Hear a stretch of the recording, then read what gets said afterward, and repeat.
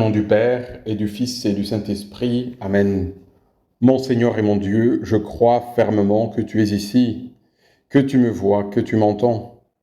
Je t'adore avec profonde révérence.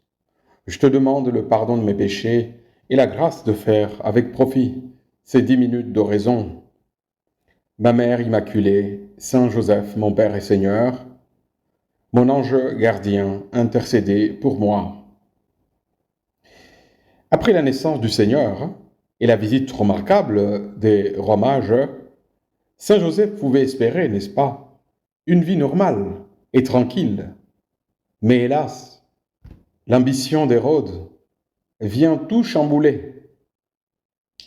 Les rois mages ne reviennent pas en effet dire à Hérode, entre guillemets, l'adresse où ils ont trouvé Jésus, le roi des Juifs, dont Hérode espérait connaître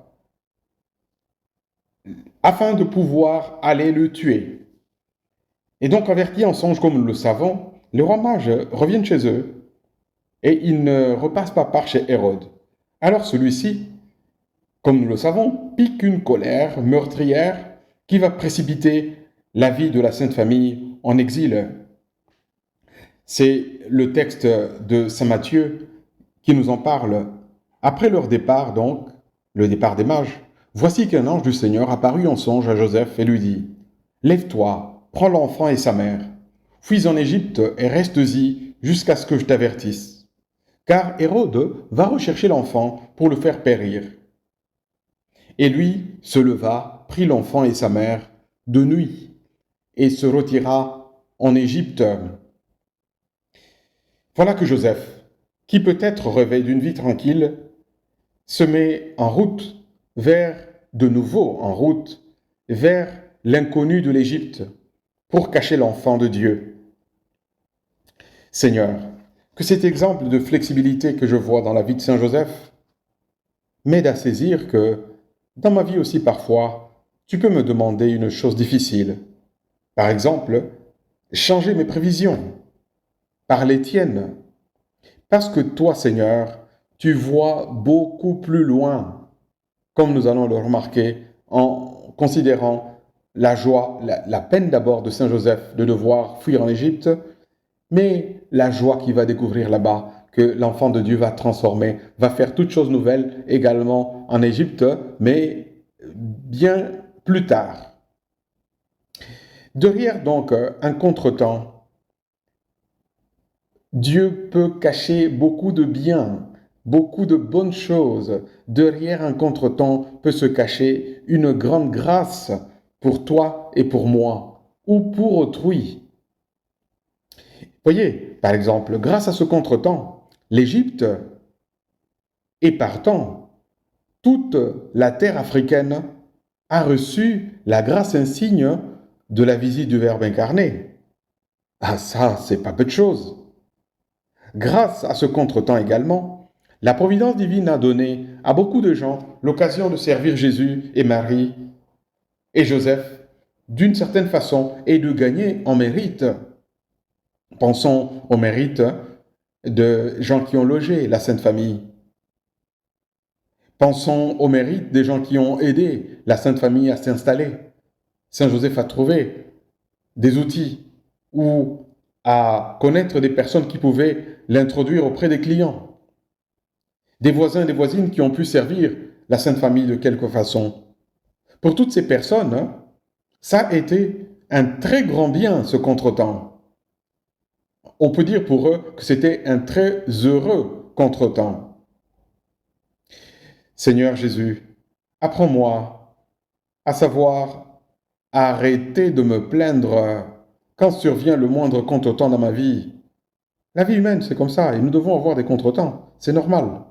Apprends-moi, Jésus, à ne pas me plaindre quand vient le moindre contretemps, comme si le monde me tombait dessus. Car si je sais bien les recevoir, si je sais découvrir derrière les contretemps ta volonté ou quelque chose que tu permets, je découvrirai en même temps de nombreuses grâces que tu réserves aux âmes simples et dociles. Je voudrais que nous nous arrêtions un petit moment sur l'importance du bon accueil, parce que la Sainte Famille se trouve maintenant réfugiée en Égypte. Tout étranger sait parfaitement l'importance du bon accueil, mais pas seulement étranger, parce que tous, d'une certaine manière, nous sommes étrangers quelque part, à un moment donné ou un autre. Étranger, par exemple, dans une entreprise, étranger dans une ville, étranger dans un quartier ou étranger dans une famille. Je dois avouer que pour moi-même personnellement, j'ai connu un avantage particulier d'avoir été étranger à l'occasion de mes études menant vers la vie sacerdotale. J'ai dû séjourner pendant quelques années en Italie et en Espagne et je dois avouer que je rougis de le dire, même si ma peau ne me permet pas, ne me permet pas de rougir. Je rougis quand même du dedans de penser à l'amabilité et à la gentillesse de tant et de tant de gens que j'ai reçus et que j'ai peu de fois peut-être reçus dans mon propre pays d'origine. Je pense à cette période avec reconnaissance vraiment. Par exemple, si je me perdais en route, eh bien, il y avait toujours quelqu'un qui se mettait en quatre pour essayer de m'aider à retrouver mon chemin. Ou si je n'arrivais pas à m'exprimer correctement en italien ou en espagnol, en chemin quelque part, il y avait toujours quelqu'un pour essayer de comprendre mon langage à peu près et essayer de m'aider dans mon besoin du moment. En cette période-là, j'ai goûté agréablement, j'ai respiré le parfum du catholicisme qui a profondément marqué la culture européenne et les habitudes des gens après tant de siècles de christianisme, quoi qu'on en dise. Je me sentais vraiment chez moi, grâce au bon accueil de tant et de tant des gens que je évoque en ce moment avec gratitude. Soyons alors attentifs à ces détails de bon accueil, parce que tout le monde, à un moment donné, peut être étranger et se retrouver, comme la Sainte Famille, ayant besoin du bon accueil de quelqu'un. Pensons à cela. Les gens attendent de nous plus ou moins inconsciemment des gestes de bon accueil, des gestes de fraternité. Par exemple, par un sourire franc et sincère, en saluant.